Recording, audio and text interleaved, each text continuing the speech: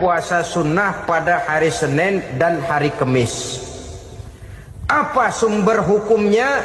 Diriwayatkan oleh Imam Muslim dari Abi Qatadah, Rasulullah Shallallahu Alaihi Wasallam ditanya tentang puasa pada hari Senin. Kenapa Rasul melakukan itu?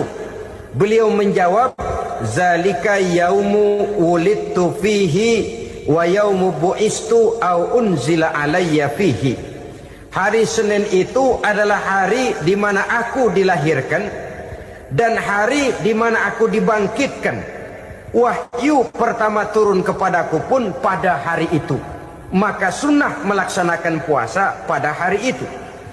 Adapun hari Kamis, ada hadis yang diriwayatkan oleh Imam Turmuzi dari Abi Hurairah, Nabi bersabda, "Tu'radul a'malu yaumul isnaini wal khamisi fa uhibbu ay yu'radu amali wa ana sha'im."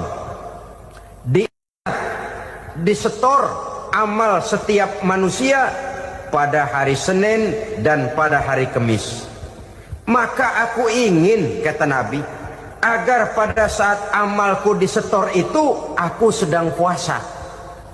Jadi malaikat itu menurut riwayat ini mencatat dan menyetorkan catatan amalan seseorang pada hari Senin, hari Kamis. Tiap hari Senin amalan kita disetor oleh malaikat. Catatan terakhir tentu yang sedang kita kerjakan, sehingga yang masuk daftar, saya tinggalkan orang ini, dia sedang puasa, karena naik catatan amalnya pada hari Senin. Kamis diangkat lagi, catatan paling akhir, saya tinggalkan orang ini, dia sedang puasa. Itu makna fa uhibbu ayyurada amali wa ana shaim.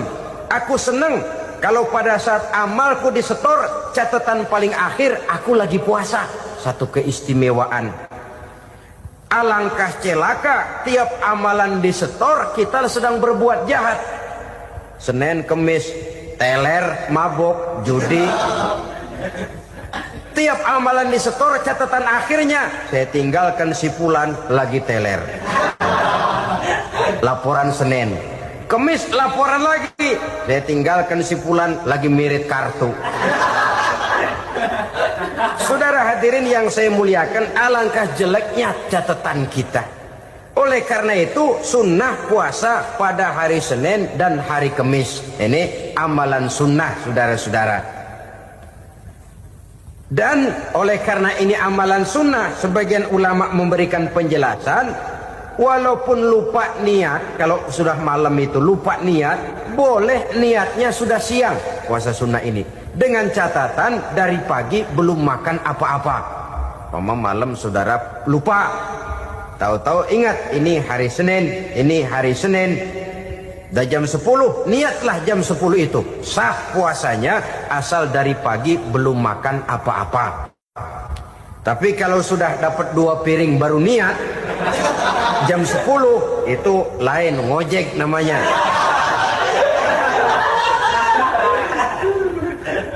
Allah Subhanahu wa ta'ala akan memuliakannya dengan 10 macam perkara.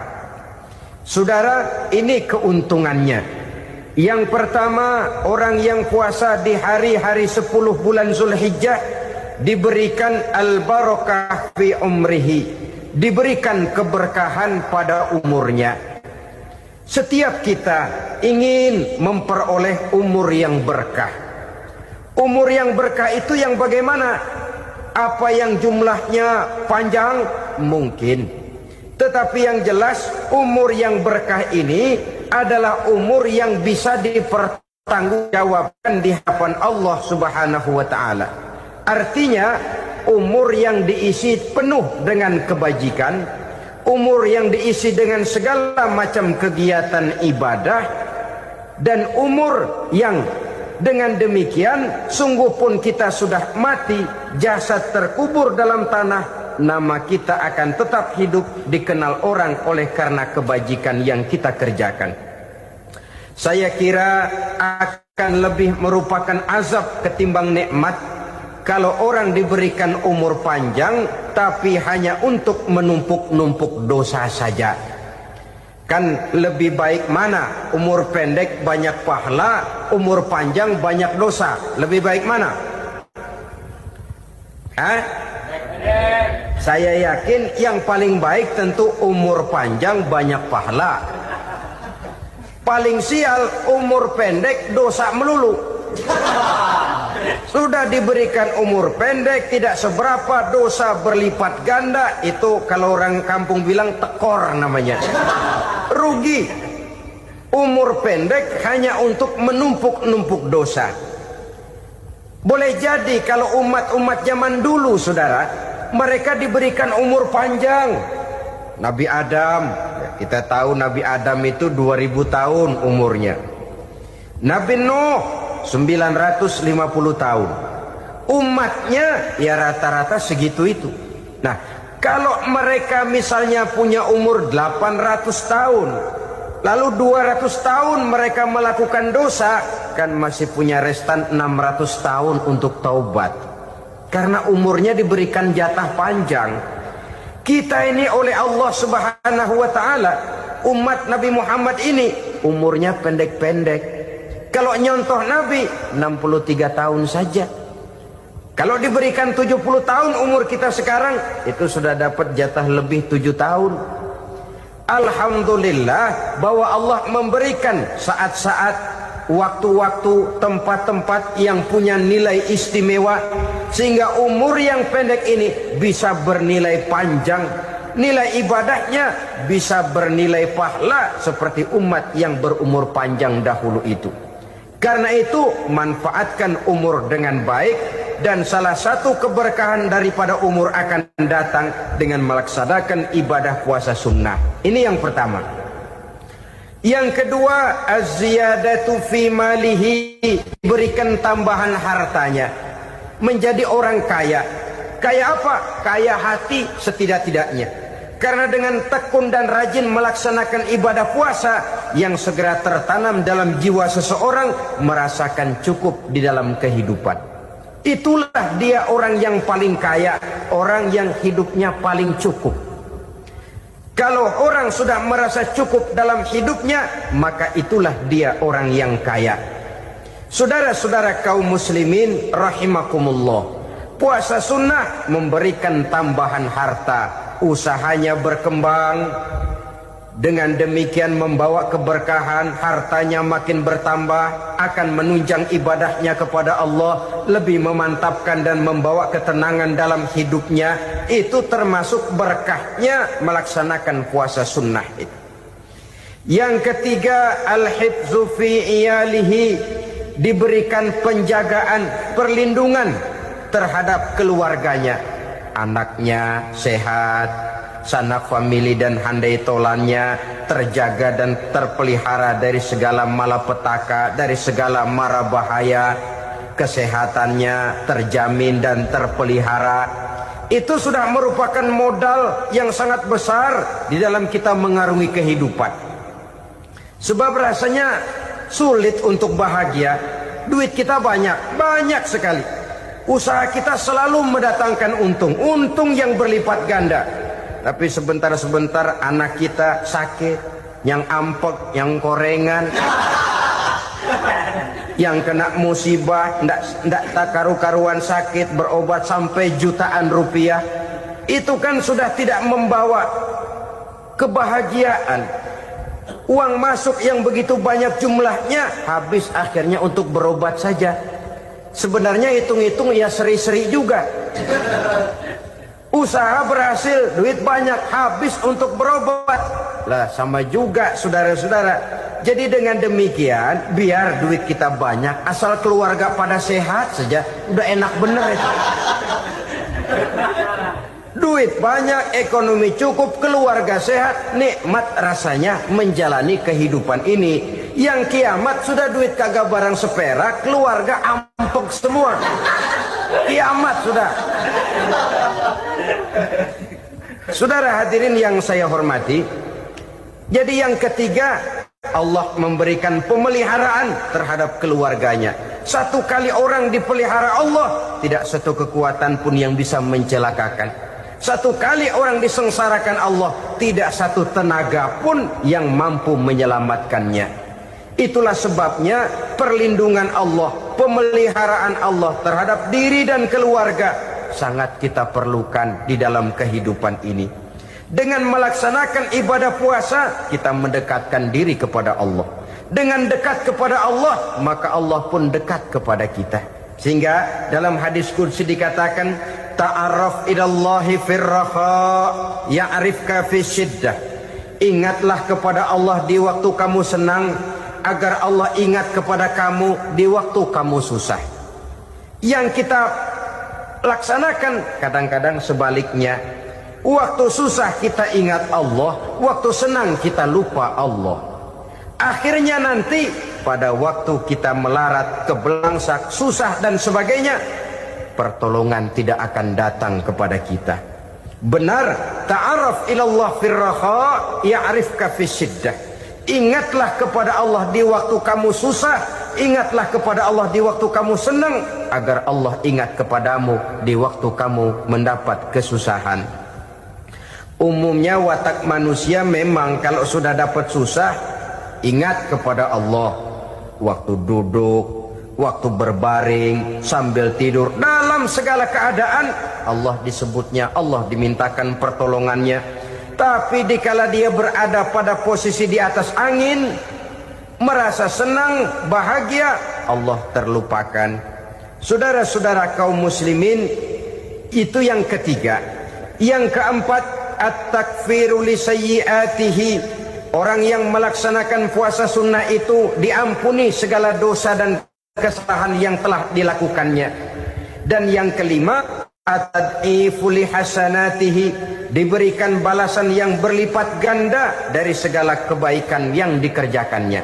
1 berbalas 7, 7 bisa berbalas 10, 10 masih berbalas 100, masih ditambah dengan wallahu yudha'ifu liman yasha. Allah melipat gandakan pahala orang-orang yang dikehendakinya. Maka carilah satu kebaikan yang apabila kita kerjakan, dosa akan dihapus dan nilai pahalanya menjadi berlipat ganda. 1 kali kita bekerja, 2-3 pulau bisa kita raih dan kita jangkau. Yang keenam, orang yang melaksanakan puasa sunnah di bulan Zulhijjah, at-tashil li sakarati mautihi, diberikan kemudahan pada saat menghadapi sakaratul maut. Maut a mysterious problem. Dia adalah pintu yang setiap orang pasti akan memasukinya. Bahwa mati adalah mati, itu semua kita tahu. Tapi hakikat orang pada saat menghadapi mati itu kan berbeda-beda.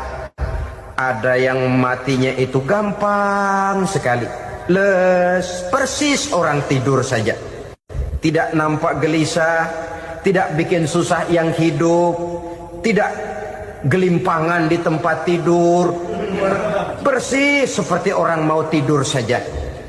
Ada yang sulit sekali menghadapi sakaratul maut, gelimpangan di tempat tidur, bikin bingung orang yang nunggu.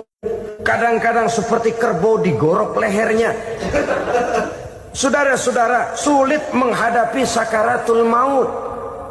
Oleh karena itu Rasulullah sallallahu alaihi wasallam sering beliau itu kalau berdoa membaca Allahumma hawin alayya fi sakaratil maut. Ya Allah, mudahkan saya di dalam menghadapi sakaratul maut.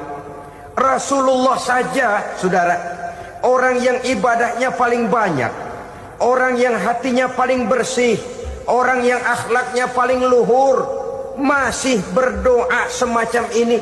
Mohon dimudahkan oleh Allah agar mudah menghadapi sakaratul maut. Apalagi kita, terus terang kita ini paling-paling kelas muhtalid, bangsa sama pahala mau sama dosa doyan. Lebih perlu lagi menghadapi sakaratul maut, sehingga apabila malaikat maut datang menjemput nyawa kita, dimudahkan, jangan dibikin sulit, supaya mudah. Jadilah orang baik-baik. Biasanya kalau banyak yang mati, malaikat maut juga kali main-mainin dulu tuh orang. Kutak-katik, ditakut-takutin dan segala macam. Saudara hadirin yang saya hormati, maka menghadapi sakaratul maut ini merupakan kunci. Apakah seseorang bisa husnul khatimah atau bisa su'ul khatimah? Salah satu jalan untuk memudahkan diri menghadapi sakaratul maut, melaksanakan puasa sunnah di bulan Zulhijjah ini. Yang ketujuh, ad-diya'u li zulumati qabrihi, diberikan terang di alam kuburnya. Kubur, saudara tahu, saudara tentu sering lihat orang dimasukkan ke liang lahat, ditutup dengan papan, dinding ari kata kita di kampung, lalu diuruk lagi dengan tanah. Dalamnya liang lahat, gelapnya liang lahat, gelapnya diuruk dengan tanah, gelapnya di dalam kubur, tiga gelap yang menjadi satu. Bapak moyangnya gelap.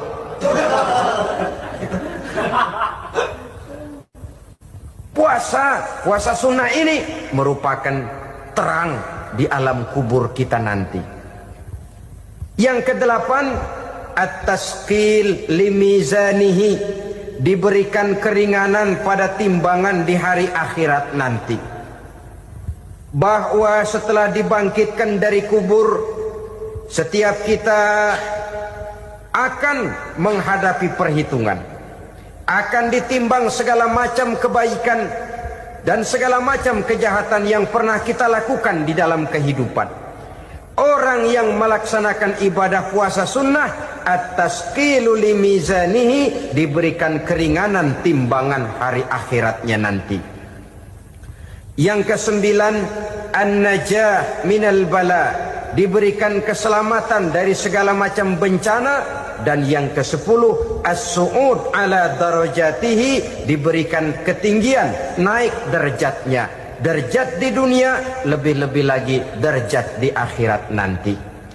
Ini keutamaan yang diberikan Allah Subhanahu wa ta'ala kepada mereka yang melaksanakan ibadah puasa 10 hari di bulan Zulhijjah menurut penjelasan sebagian dari para ulama kita. Jadi setelah puasa Muharram ada lagi puasa Zulhijjah. Kemudian puasa sunnah yang ketiga, puasa sunnah pada hari Senin dan hari Kamis. Apa sumber hukumnya?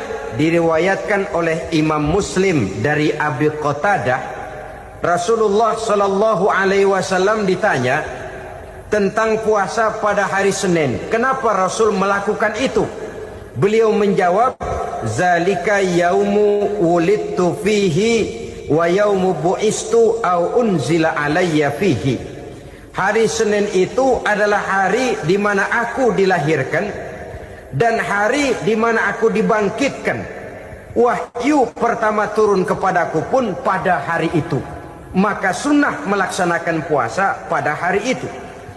Adapun hari Kamis, ada hadis yang diriwayatkan oleh Imam Turmuzi dari Abi Hurairah, Nabi bersabda, tu'radul a'malu yaumul isnaini wal khamisi fa uhibbu ay yu'rada amali wa ana sha'im.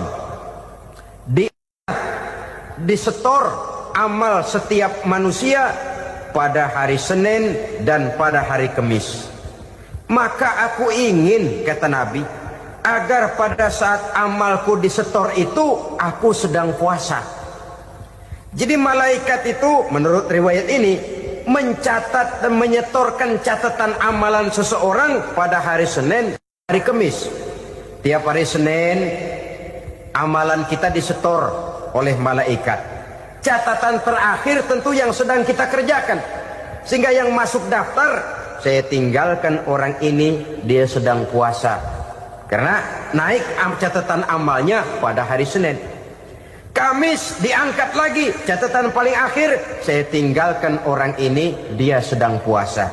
Itu makna fa uhibbu ay yu'rada amali wa ana shaim. Aku senang kalau pada saat amalku disetor, catatan paling akhir aku lagi puasa. Satu keistimewaan. Alangkah celaka tiap amalan disetor kita sedang berbuat jahat. Senin, Kemis, teler, mabok, judi. Tiap amalan disetor, catatan akhirnya saya tinggalkan si fulan lagi teler. Laporan Senin. Kemis laporan lagi, saya tinggalkan si fulan lagi mirip kartu. Saudara hadirin yang saya muliakan, alangkah jeleknya catatan kita. Oleh karena itu sunnah puasa pada hari Senin dan hari Kemis. Ini amalan sunnah saudara-saudara. Dan oleh karena ini amalan sunnah, sebagian ulama memberikan penjelasan, walaupun lupa niat, kalau sudah malam itu lupa niat, boleh niatnya sudah siang puasa sunnah ini, dengan catatan dari pagi belum makan apa-apa. Malam saudara lupa, tahu-tahu ingat ini hari Senin, dah jam 10, niatlah jam 10 itu, sah puasanya asal dari pagi belum makan apa-apa. Tapi kalau sudah dapat 2 piring baru niat, jam 10 itu lain, ngojek namanya.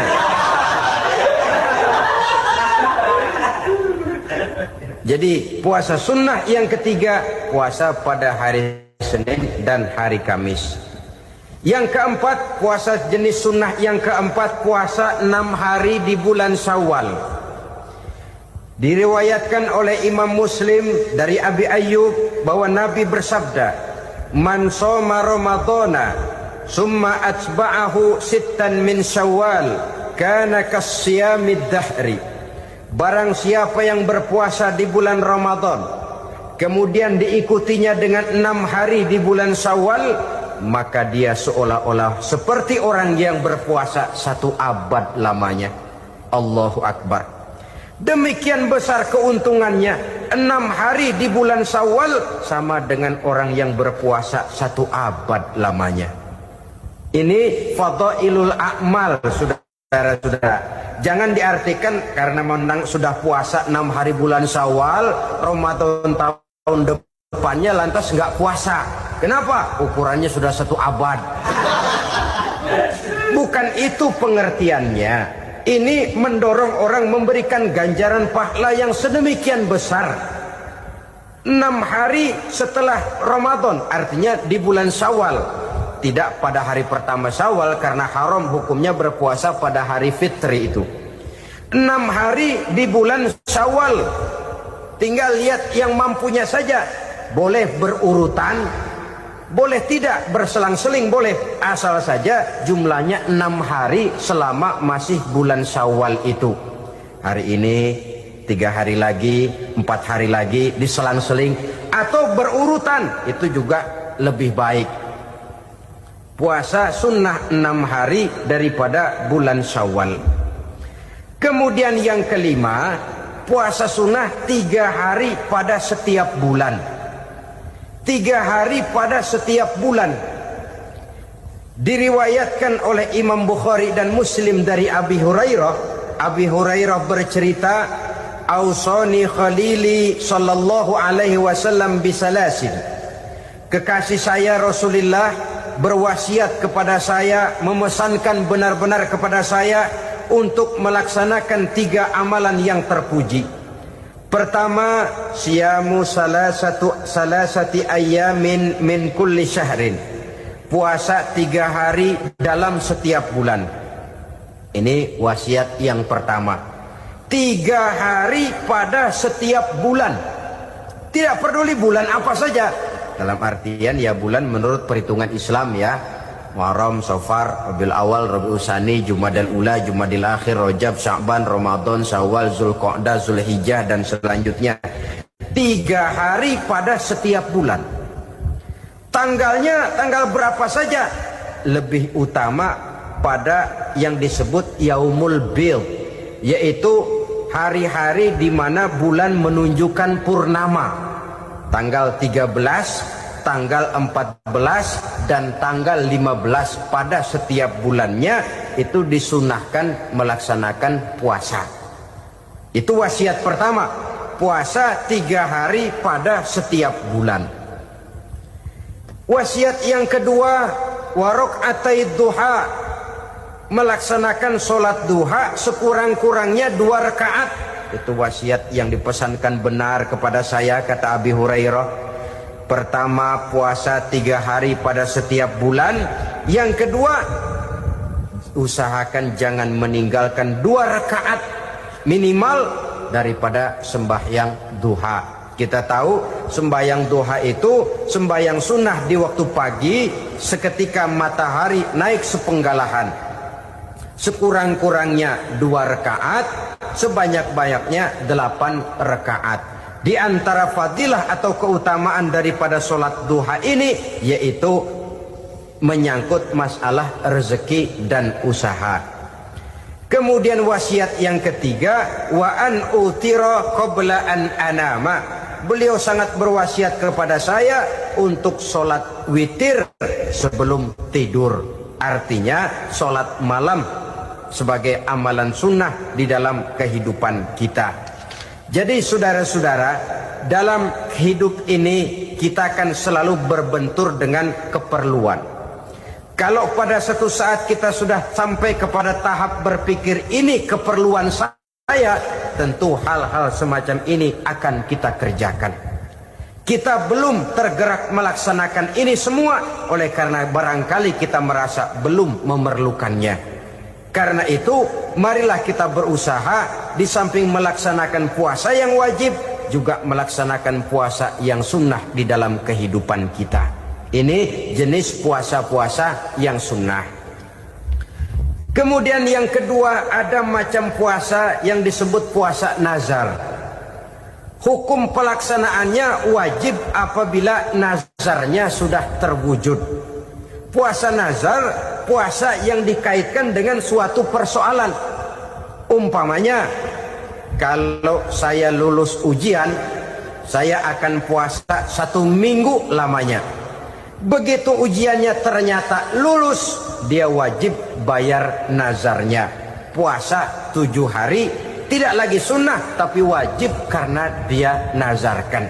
Asal saja tidak sah nazar kepada yang makruh apalagi kepada yang haram. Umpamanya nazar kalau tembus 6 nomor mau puasa 3 hari. Itu nazar semacam itu bukan saja tidak sah tapi haram hukumnya. Tidak boleh nazar kepada yang makruh apalagi kepada yang haram. Jadi apabila maksud yang sudah kita niatkan tercapai, wajiblah nazar itu dibayar, yaitu kalau nazarnya sunnah melaksanakan ibadah puasa.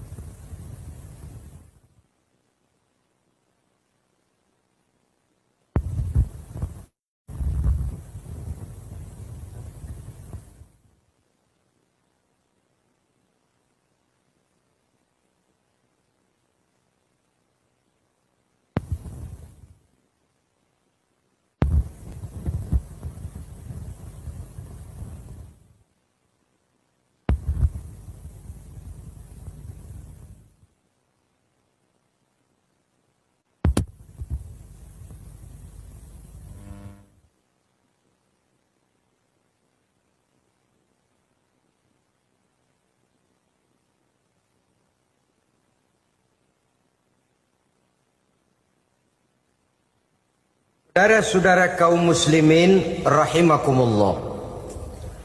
Jenis puasa yang ketiga kita kenal dengan puasa wajib. Dan ini kita laksanakan pada bulan suci Ramadan. Tentang teknis pelaksanaan ibadah puasa di bulan Ramadan sudah pernah saya bicarakan pada pertemuan tentang Ramadan dan Idul Fitri. Pada kesempatan ini saya hanya ingin mengajak bahwa di dalam melaksanakan ibadah puasa Ramadan ini marilah kita mengadakan evaluasi. Kenapa demikian? Barangkali secara jujur walaupun agak berat saya masih harus berkata masih banyak di antara kita umat Islam yang di dalam melaksanakan suatu ibadah terjebak dalam rutinitas ritual. Apa itu rutinitas ritual? Itu bahasa susah. Berhubung saya tidak ingin bicara yang susah-susah, kita bicara yang mudah-mudah saja. Maksud saya, banyak di antara kita umat Islam yang di dalam melaksanakan suatu ibadah itu hanya dengan prinsip asal sekadar gugur kewajiban saja. Akibatnya, sampai sejauh mana ibadah itu berhasil membentuk kepribadian diri kita, kita jarang mengadakan evaluasi dan penilaian. Sholat yang penting gugur kewajiban. Puasa yang penting sudah gugur kewajiban. Haji yang penting sudah gugur kewajiban. Maka jangan heran kalau itu yang jadi prinsip, ibadah lantas tidak punya dampak dalam membentuk kepribadian diri. Banyak orang yang rajin sholat tapi munkarnya jalan terus. Sampai kadang-kadang kita bingung, yang sembahyang dia, yang nyolong dia. Puasanya kelihatannya tekun tapi tidak punya kepekaan sosial. Sama yatim piatu bersifat masa bodoh, sama fakir miskin malah gemes. Tidak lantas tumbuh kepekaan sosial walaupun dia sudah ikut merasakan tidak enaknya lapar dan haus. Ada juga yang sudah haji 4-5 kali mondar-mandir Jakarta Mekah, tapi gaya hidupnya tetap seperti katak di kolong tempurung, picik, sempit pandangan, dangkal hati, tidak terbuka walaupun sudah melihat Islam dalam skala internasional. Yang dia lihat, yang dia saksikan, yang dia pandang tidak sanggup menggugah dan menggubah jiwanya, tidak bisa mewarnai pandangan hidupnya. Inilah akibatnya kalau ibadah hanya dikerjakan dengan prinsip asal sekadar gugur kewajiban. Hasilnya yaitu tadi, hajinya cuma menang topi putih sama serban. Sholatnya cuma prinsip asal gugur kewajiban. Begitu juga puasanya, begitu juga zakatnya dan ibadah-ibadah lainnya. Bukan tanpa satu maksud. Jikalau Allah Subhanahu wa ta'ala memerintahkan kita melaksanakan ibadah puasa di bulan suci Ramadan, bahkan maksud itu sangat pada penghujung ayat yang memerintahkan kita puasa. Ya ayyuhallazina amanu kutiba alaikumus siyam kama kutiba alal ladzina min qablikum la'allakum tattaqun. Orang yang beriman diwajibkan atas kamu berpuasa, telah diwajibkan juga kepada orang-orang yang sebelum kamu, la'allakum tattaqun, agar kamu dengan puasa itu menjadi manusia yang bertakwa kepada Allah Subhanahu wa ta'ala.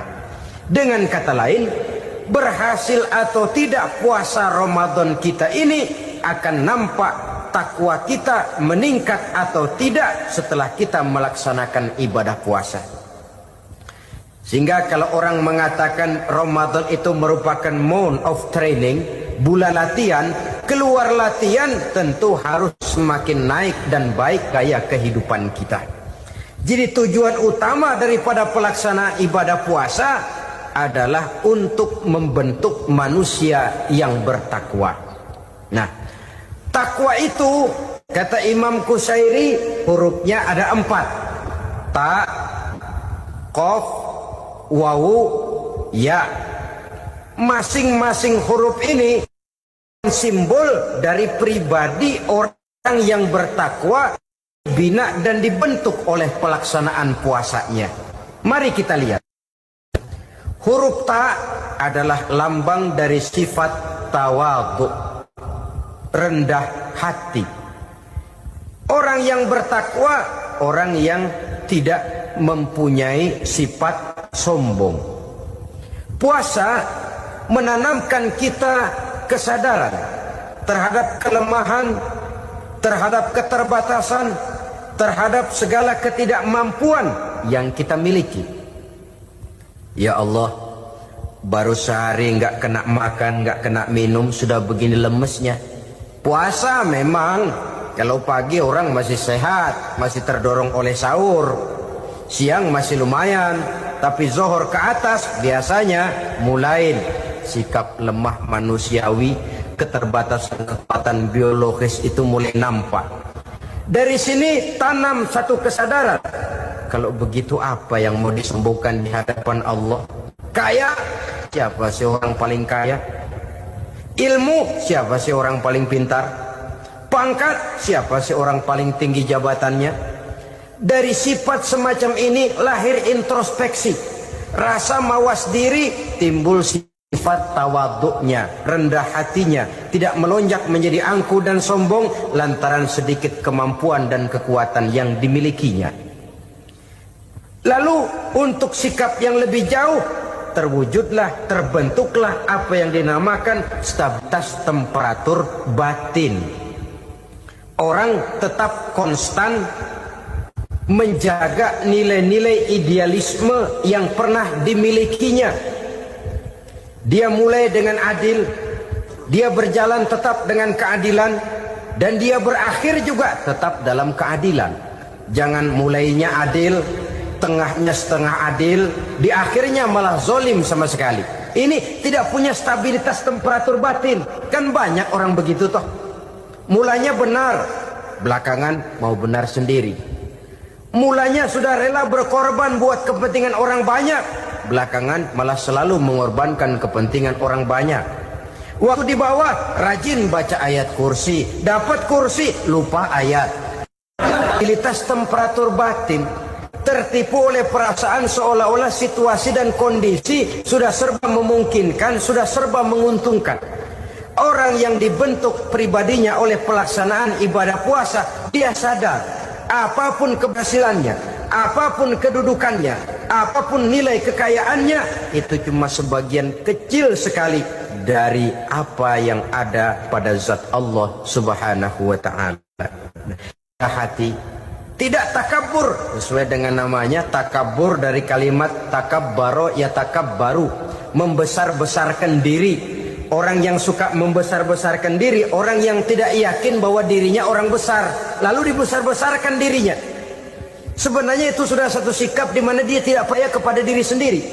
Dirinya sebenarnya bukan apa-apa, cuma ingin dianggap besar, lalu dibesar-besarkan. Takabbur namanya. Puasa sekali lagi melatih kita menanamkan kesadaran akan kelemahan dan keterbatasan kita sebagai makhluk. Itu sikap tawadu. Fir'aun, sudah tahu Fir'aun, lama-lama dia jadi raja, lupa diri dan lupa daratan, melonjak menjadi angkuh dan sombong sampai kepada puncak kekurang ajarannya, memproklamirkan dirinya menjadi Tuhan. Hitler juga begitu. Pendeknya orang manakala tidak ada kesadaran tentang dari mana segalanya berasal dan kemana segalanya akan kembali, dia mudah out of control. Kalau sudah out of control, maka dia akan melakukan perbuatan yang melampaui batas. Itu yang pertama. Jadi orang takwa, orang yang rendah hati, salah satu tujuan daripada pelaksanaan ibadah puasa menanamkan sikap rendah hati. Dari sikap rendah hati ini yang timbul lalu apa? Kepekaan sosial. Kalau saya puasa, saya sudah merasakan bagaimana tidak enaknya lapar. Saya sudah merasakan bagaimana tidak enaknya haus. Tapi bagaimanapun, saya lapar cuma sebentar, saya haus cuma sebentar. Selesai maghrib, lapar saya hilang, haus saya hilang. Bagaimana yatim piatu, orang-orang tua jompo yang perlu santunan, orang-orang miskin yang terkapar di kolong-kolong jembatan, yang tiap hari merasakan perasaan seperti ini, tanpa tahu kapan hidup dan nasibnya akan berubah. Tidur beratapkan langit, berselimut koran. Kalau demikian, saya ini beruntung. Kalau demikian, apa yang bisa saya lakukan untuk mereka? Kepekaan sosial ini lalu timbul dalam apa yang orang sekarang namakan solidaritas kesetiakawanan sosial. Hidup tidak hanya untuk kepentingan diri dan perutnya sendiri saja, tapi mau menolong, mau membantu orang yang memang memerlukan bantuan dan pertolongan itu sendiri. Jangan setelah tahu lapar tidak enak, haus tidak enak, tapi kita tidak mau tenggang rasa, tidak mau timbang rasa. Begini loh tidak enaknya lapar, begini loh tidak enaknya haus. Ini terjadi pada diri saya. Saya masih mampu, masih berbuka puasa. Bagaimana yang tiap hari merasakan seperti ini? Tidak Ramadan, tidak Syawal, tidak Zulqa'dah, tidak Zulhijjah. Selalu kelaparan dan kehausan. Dari sana timbul kepekaan sosial. Lalu lahirlah sikap pemurah, dermawan, mau menoleh ke kiri dan ke kanan.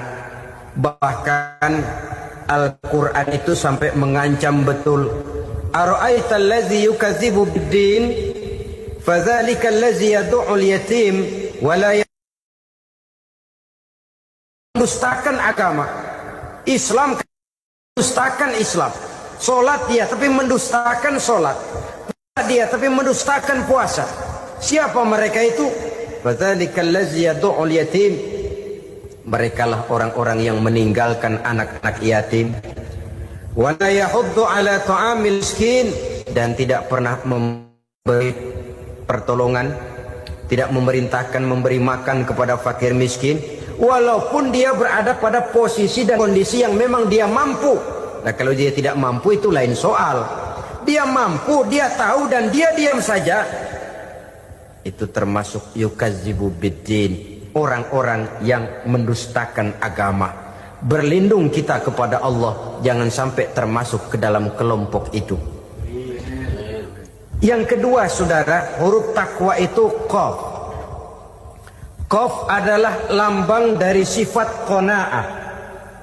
Qanaah artinya merasa cukup. Puasa melatih kita untuk bersikap cukup dalam hidup.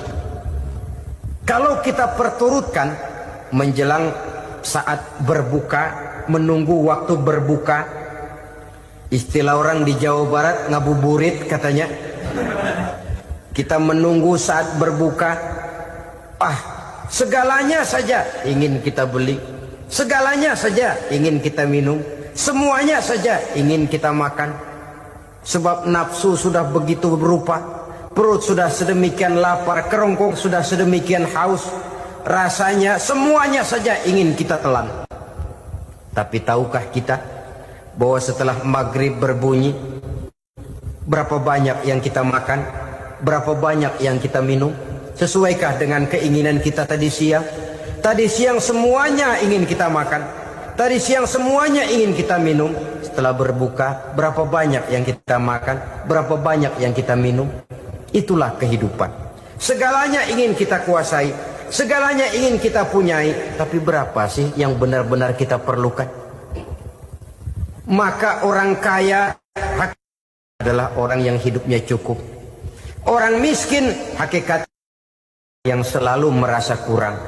Bagaimanapun besar rumah, banyak uang kita, berpuluh kendaraan kita, kalau hidup selalu merasa kurang, itu artinya kita masih miskin. Maka jikalau ingin menjadi orang kaya, kuncinya hakikatnya cuma satu, hati kita merasa cukup dengan yang diberikan Allah, bersyukur atas segala nikmatnya, dan dengan syukur itu, nikmat itu akan ditambah oleh Allah Subhanahu wa ta'ala. Puasa menimbulkan sifat qanaah, dan qanaah adalah watak daripada orang-orang yang bertakwa kepada Allah Subhanahu wa ta'ala. Persis seperti orang minum air laut. Makin diminum, makin haus. Makin diminum, makin kering tenggorokan. Begitulah orang berhadapan dengan materi. Tadinya dia akan senang kalau dia merasa punya tanah ratusan hektar. Sudah ratusan hektar, tidak cukup ngelamun lagi, alangkah nikmatnya kalau bisa beli gunung. Gunung dibeli. Sudah punya gunung, lihat laut. Aduh, kalau laut juga bisa dibeli, beli lagi laut. Sudah punya laut, lihat ke atas langit, ada yang jual apa enggak ya?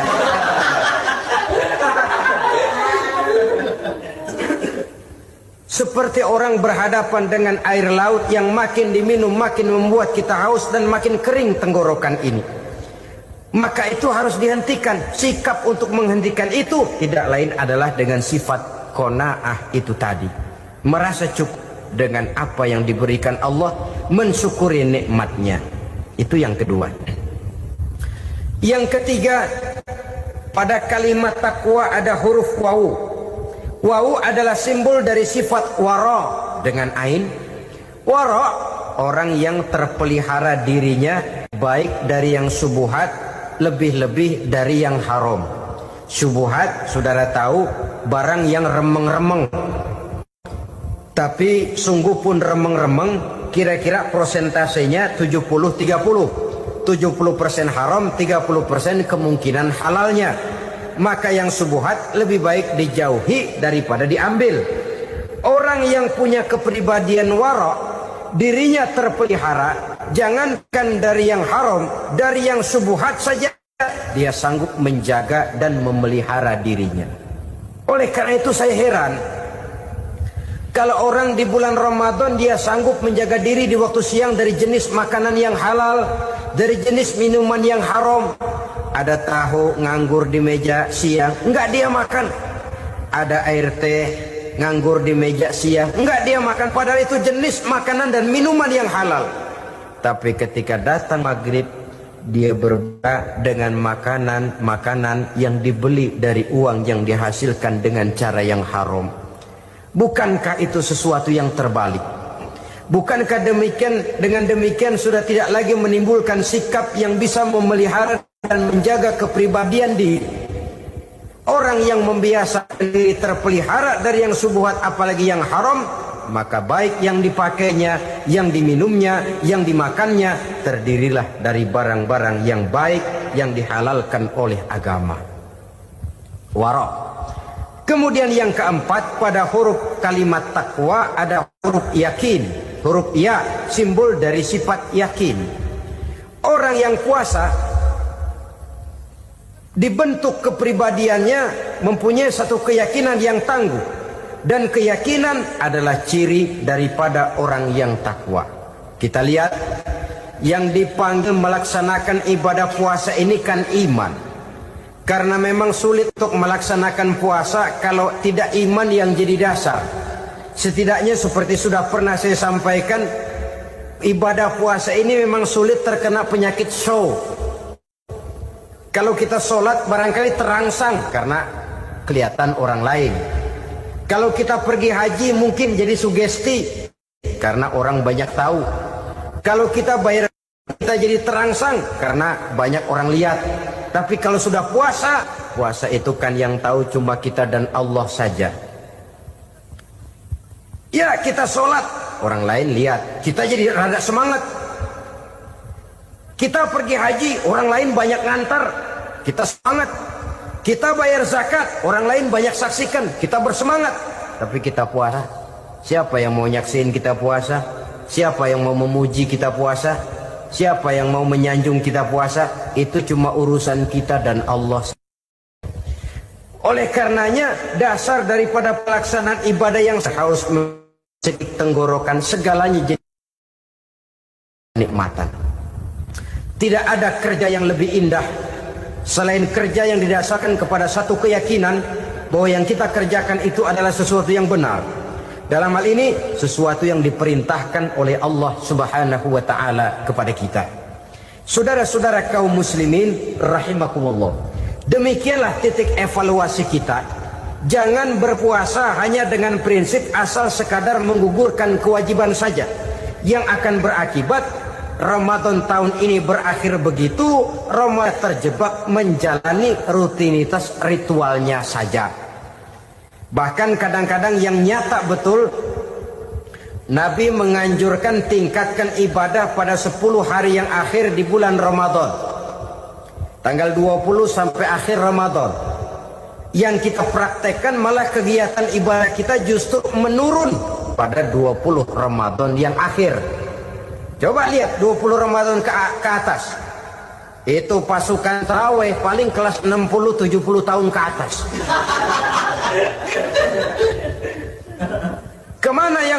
sudah berpikir menghadapi lebaran, berpikir pulang mudik, berpikir macam-macam. Akibatnya konsentrasi ibadah lalu buyar. Dianjurkan Rasul, tingkatkan ibadah pada 10 hari yang terakhir. Kita malah makin ke akhir makin lancip.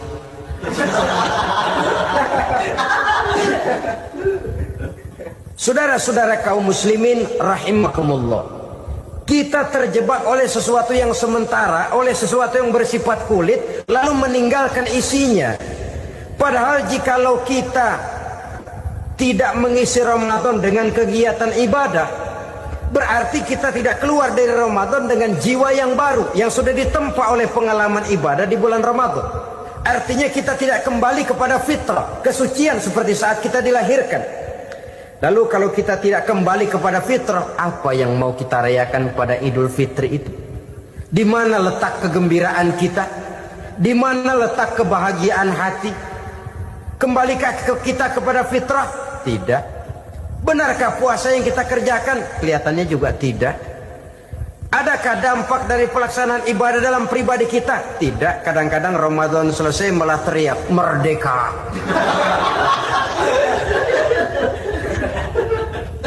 Kalau tadinya Ramadan dia merasa terhalang, mau keluar siang, mau makan siang, bulan puasa, mau minum siang, bulan puasa, mau gandengan, bulan puasa. Ramadan selesai, kibarin bendera, teriak merdeka. Lalu kembali merajalela. Saudara-saudara, dampaknya tidak akan kelihatan. Padahal puasa yang baik, la'allakum tattaqun, membentuk manusia yang bertakwa kepada Allah Azza wa Jalla. Nah, sekarang apa kemudahan dan keistimewaan yang akan diberikan Allah kepada mereka yang sampai kepada tingkat takwa ini? Al-Quran menjelaskan, pertama, may yattaqillaha yaj'al lahu makhraja. Barang siapa yang bertakwa kepada Allah Subhanahu wa taala, maka dia akan diberikan makhraja. Makhraja itu jalan keluar dari segala macam kesulitan. Jalan keluarnya ada saja. Menurut ukuran kemampuan dia tidak mungkin, mustahil, tidak bisa, mana mungkin. Tapi pada waktunya ada saja jalan keluarnya. Termasuk jenis yang yaj'al lahu makhraja.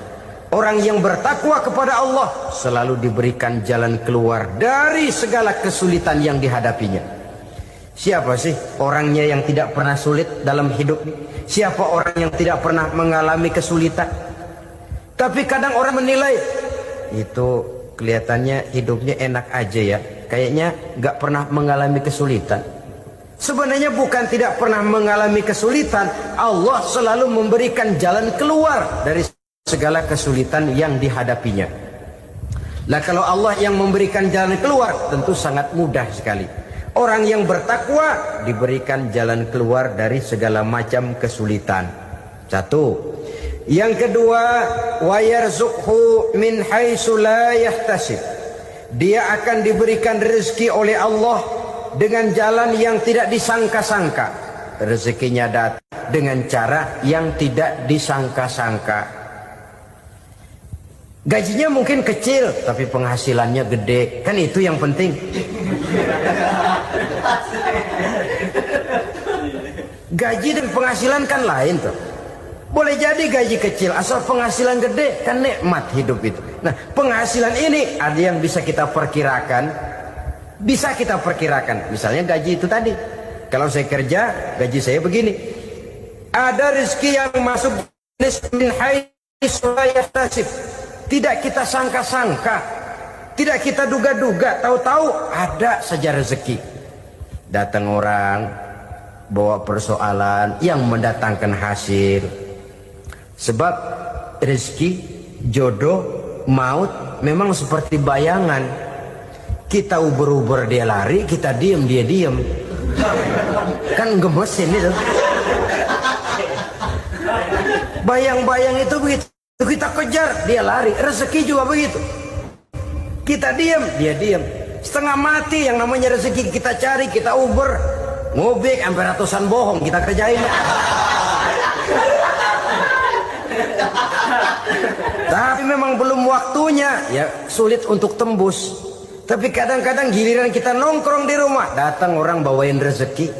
Itulah yang namanya rezeki. Tapi ini untuk orang yang bertakwa.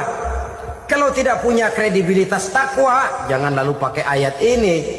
Diberikan Allah dengan rezeki dengan jalan yang tidak disangka. Kan ada ayatnya dah, kita mah manteng aja di rumah dah.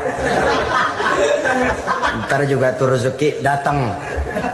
Ini fasilitas yang diberikan kepada orang yang wa may yattaqillah, bertakwa kepada Allah, yarzuqhu min haitsu la yahtasib, diberikan rezeki dengan cara yang tidak disangka-sangkanya. Maka kadar ketakwaan jangan membuat kita buruk sangka. Tuh orang ya nggak kemana-mana, duitnya ada aja. Kalau dia takwa, Allah berikan jalan keluar. Yang lantas ngelihat kiai orangnya ahli ibadah, ilmunya tinggi, akhlaknya luar biasa, takwanya tinggi, rezekinya lancar. Kalau husnuzon nih kiai nggak kemana-mana, duitnya banyak, miara tuyul kali ini. Itu termasuk jaminan Allah yang masuk kategori min haitsu la yahtasib.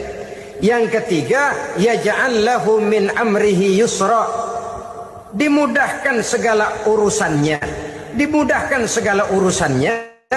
Kemudian yang keempat, yukaffir anhu sayyiatihi wa yu'azzim lahu ajra, diampuni segala kesalahannya dan dibesarkan pahala kebaikan yang dikerjakannya.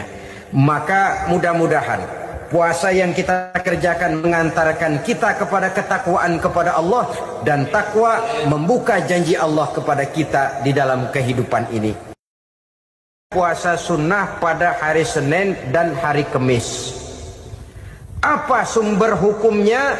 Diriwayatkan oleh Imam Muslim dari Abi Qatadah, Rasulullah Shallallahu Alaihi Wasallam ditanya tentang puasa pada hari Senin. Kenapa Rasul melakukan itu? Beliau menjawab, zalika yaumu wulidtu fihi wa yaumu bu'istu au unzila alayya fihi. Hari Senin itu adalah hari di mana aku dilahirkan dan hari di mana aku dibangkitkan. Wahyu pertama turun kepadaku pun pada hari itu. Maka sunnah melaksanakan puasa pada hari itu. Adapun hari Kamis, ada hadis yang diriwayatkan oleh Imam Turmuzi dari Abi Hurairah, Nabi bersabda, tu'radul a'malu yaumul isnaini wal khamisi fa uhibbu ay yu'radu amali wa ana sha'im. Disetor amal setiap manusia pada hari Senin dan pada hari Kamis. Maka aku ingin, kata Nabi, agar pada saat amalku disetor itu aku sedang puasa. Jadi malaikat itu menurut riwayat ini mencatat dan menyetorkan catatan amalan seseorang pada hari Senin, hari Kamis. Tiap hari Senin amalan kita disetor oleh malaikat. Catatan terakhir tentu yang sedang kita kerjakan, sehingga yang masuk daftar, saya tinggalkan orang ini, dia sedang puasa. Karena naik catatan amalnya pada hari Senin. Kamis diangkat lagi, catatan paling akhir, saya tinggalkan orang ini, dia sedang puasa. Itu makna fa uhibbu ay yu'rada amali wa ana sha'im. Aku senang kalau pada saat amalku disetor, catatan paling akhir aku lagi puasa. Satu keistimewaan. Alangkah celaka tiap amalan disetor kita sedang berbuat jahat. Senin, Kamis, teler, mabok, judi. Tiap amalan disetor catatan akhirnya, saya tinggalkan si fulan lagi teler. Laporan Senin. Kamis laporan lagi, saya tinggalkan si fulan lagi mirip kartu. Saudara hadirin yang saya muliakan, alangkah jeleknya catatan kita. Oleh karena itu sunnah puasa pada hari Senin dan hari Kamis. Ini amalan sunnah, saudara-saudara. Dan oleh karena ini amalan sunnah, sebagian ulama memberikan penjelasan, walaupun lupa niat, kalau sudah malam itu lupa niat, boleh niatnya sudah siang puasa sunnah ini, dengan catatan dari pagi belum makan apa-apa. Malam saudara lupa, tahu-tahu ingat ini hari Senin, dah jam 10, niatlah jam 10 itu, sah puasanya asal dari pagi belum makan apa-apa. Tapi kalau sudah dapat 2 piring baru niat jam 10, itu lain, ngojek namanya.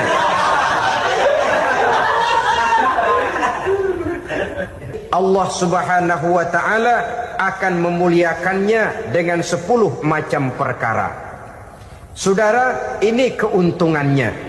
Yang pertama, orang yang puasa di hari-hari 10 bulan Zulhijjah diberikan al-barakah fi umrihi, diberikan keberkahan pada umurnya.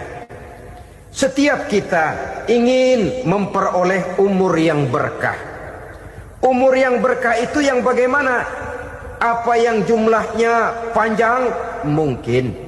Tetapi yang jelas umur yang berkah ini adalah umur yang bisa dipertanggungjawabkan di hadapan Allah Subhanahu wa ta'ala. Artinya umur yang diisi penuh dengan kebajikan, umur yang diisi dengan segala macam kegiatan ibadah, dan umur yang dengan demikian sungguh pun kita sudah mati, jasad terkubur dalam tanah, nama kita akan tetap hidup, dikenal orang oleh karena kebajikan yang kita kerjakan.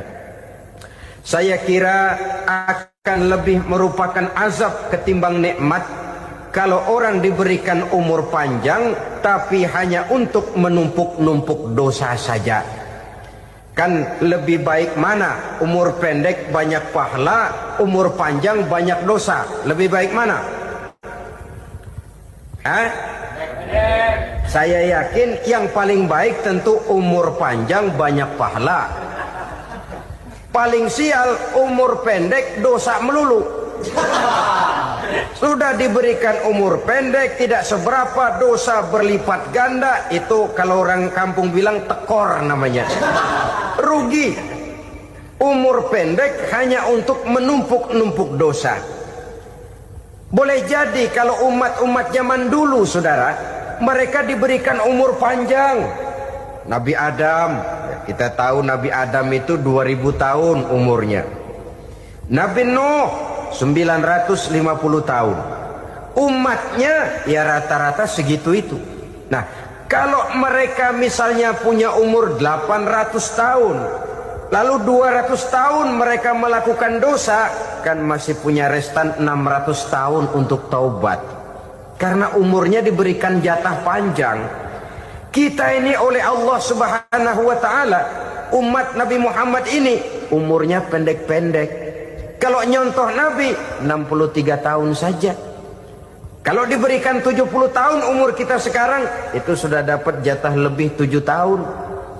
Alhamdulillah bahwa Allah memberikan saat-saat, waktu-waktu, tempat-tempat yang punya nilai istimewa, sehingga umur yang pendek ini bisa bernilai panjang. Nilai ibadahnya bisa bernilai pahala seperti umat yang berumur panjang dahulu itu.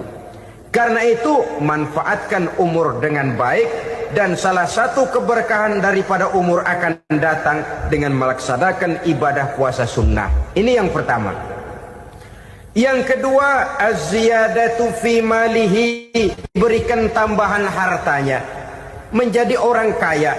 Kaya apa? Kaya hati setidak-tidaknya. Karena dengan tekun dan rajin melaksanakan ibadah puasa, yang segera tertanam dalam jiwa seseorang merasakan cukup di dalam kehidupan. Itulah dia orang yang paling kaya, orang yang hidupnya paling cukup. Kalau orang sudah merasa cukup dalam hidupnya, maka itulah dia orang yang kaya. Saudara-saudara kaum muslimin rahimakumullah, puasa sunnah memberikan tambahan harta. Usahanya berkembang, dengan demikian membawa keberkahan, hartanya makin bertambah, akan menunjang ibadahnya kepada Allah, lebih memantapkan dan membawa ketenangan dalam hidupnya. Itu termasuk berkahnya melaksanakan puasa sunnah itu. Yang ketiga, al-hifzu fi iyalihi, diberikan penjagaan, perlindungan terhadap keluarganya. Anaknya sehat, sanak famili dan handai tolannya terjaga dan terpelihara dari segala malapetaka, dari segala mara bahaya. Kesehatannya terjamin dan terpelihara. Itu sudah merupakan modal yang sangat besar di dalam kita mengarungi kehidupan. Sebab rasanya sulit untuk bahagia. Duit kita banyak sekali. Usaha kita selalu mendatangkan untung yang berlipat.